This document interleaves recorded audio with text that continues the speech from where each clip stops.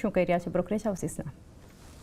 Good morning ચાંદની શરૂઆત આપણે doctor લાલપેથથી કરશું. નો ડાઉટ ગઈકાલે જેના પરિણામ જાહેર થયા હતા, ત્યારબાદ પરિણામ બાદ CLSA તરફથી એક રિપોર્ટ જાહેર થયા છે. તેમાં તેમને રેટિંગ અપગ્રેડ કરીને તેને આઉટ પરફોર્મ કર્યા છે. અહીંયા લક્ષ્યાંક તેમને 2590 રૂપિયા પ્રતિ શેર કર્યા છે. તેમના મતે ક્વાર્ટર 4માં આવક ઇનલાઇન રહી છે, નફો અને માર્જિન પર મજબૂત રહ્યા છે. તે સાથે જ FY25 માટે તેઓ રેવન્યુ ગ્રોથ ગાઈડન્સ છે તે ડબલ ડિજિટ પર રહેવાના તેઓ અનુમાન રાખી રહ્યા છે. ત્યારબાદ ડૉક્ટર લાલપેથ લેબ્સ પર આપણે GSનો જાણશું. તેમના તરફથી વેચવા લઈને સલાહ આવી છે. અહીંયા લક્ષ્યાંક તેમને 2150 રૂપિયા પ્રતિ શેર કર્યા છે. તેમના મતે ફેવરેબલ બેઝ હોવા છતાં પણ વોલ્યુમ ગ્રોથ જે છે તો થોડો નરમ જોવા મળ્યો છે. તે સાથે જ એબિટા માર્જિન YOY ધોરણે 156 બેઝિસ પોઈન્ટ વધતા જોવા મળ્યા છે. સાથે કોર બિઝનેસ જે છે તે YOY ધોરણે ત્યાં ડબલ ડિજિટ ગ્રોથ જોવા મળ્યો છે.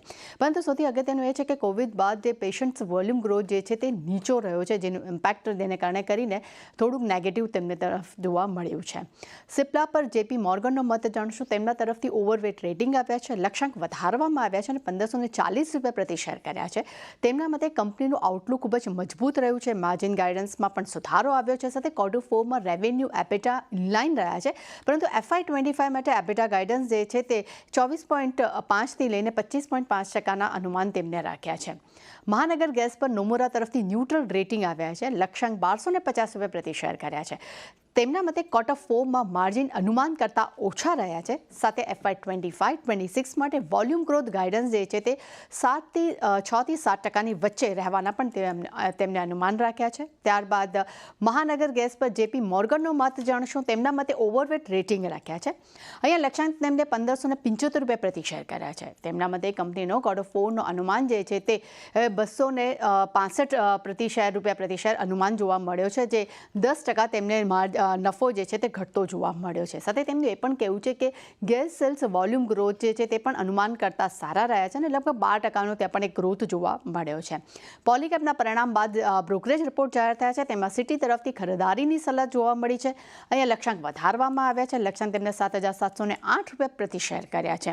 તેમના મતે CNW બિઝનેસમાં કંપનીનો એક રિપોર્ટ જે છે તે ખૂબ જ મજબૂત આવ્યો છે, જેમાં ખાસ કરીને આવક, એબિટા અને નફો છે તેમાં પણ એક સારો એવો ઉછાળો જોવા મળ્યો છે. અને FY24માં CNW વોલ્યુમ ગ્રોથ જે છે તે 30થી 40% તેમને મજબૂત જોવા મળ્યો છે YOY ધોરણે. ત્યારબાદ પોલીકેપ પર જેફરીઝ તરફથી પણ ખરીદારીની સલાહ આવી છે. લક્ષ્યાંક તેમને વધાર્યા છે, તેમને 7125 રૂપિયા પ્રતિ શેર કર્યા છે. તેમના મતે ક્વાર્ટર 4માં કંપનીના પરિણામમાં મજબૂત રહ્યા છે અને ખાસ કરીને સેલ્સ ગ્રોથ જે છે તે 28% પર રહ્યો છે.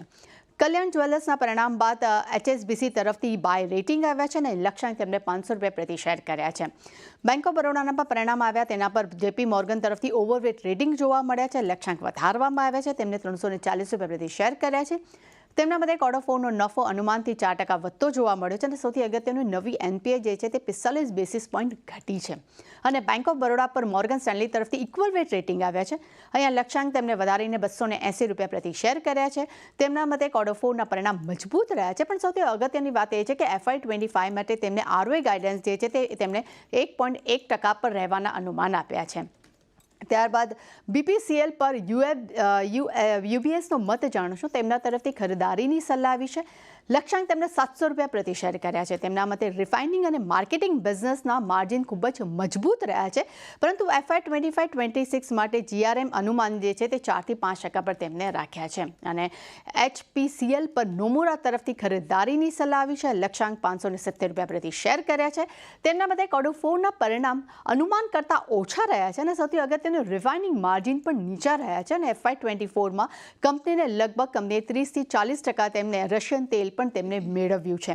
અને HPCL તરફથી અગર UBSનો મત જાણશો, તેમના તરફથી ન્યુટ્રલ રેટિંગ જોવા મળે છે અને લક્ષ્યાંક તેમને 500 રૂપિયા પ્રતિ શેર રાખ્યા છે. એટલે ચાને ખૂબ જ લાંબો લિસ્ટ છે અને આજે દરેક કાઉન્ટર છે જેના પર આપણને સારું એવું ફોકસ આપણને જોવા મળી શકે છે. જી, તો બધા શેર્સ આજે આપણે